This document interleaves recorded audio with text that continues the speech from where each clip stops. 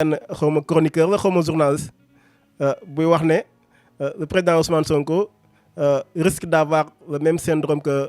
Khadim Bousso, paix à son âme. Je respecte beaucoup Khadim Bousso. su ma sañoon sax du ma ko évoquer mais lu ñu ko cité moo tax justement me rebondir si. Donc je préfère ne pas citer son nom parce que moi souvent je ne parle pas des gens qui travestissent la vertu, n'est-ce pas,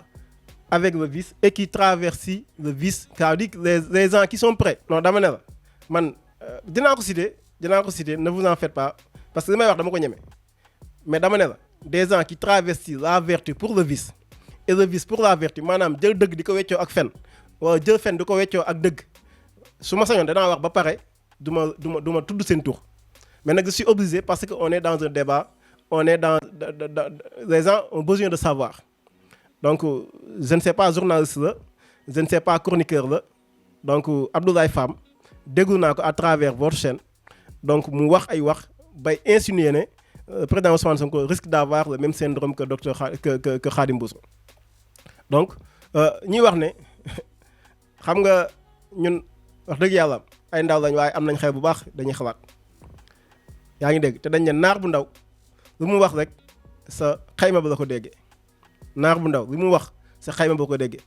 mais prendre la vie de Ousmane Sonko rey Ousmane Sonko képp koo jàpp ne da nga koy def ba pare yow nga mucc si yaag sa ñooñ da ngay nax sa bopp. Le président Ousmane Sonko maintenant dafa am benn symbiose boo xam ne daf ko am ak le peuple sénégalais te peuple boobu noonu ñooy nekk bouclier pour défendre ko donc foofu laa si bëgg a yam parce que moom xam na li tax ma wax loolu parce que wax bi dafa garaaw c'est très dangereux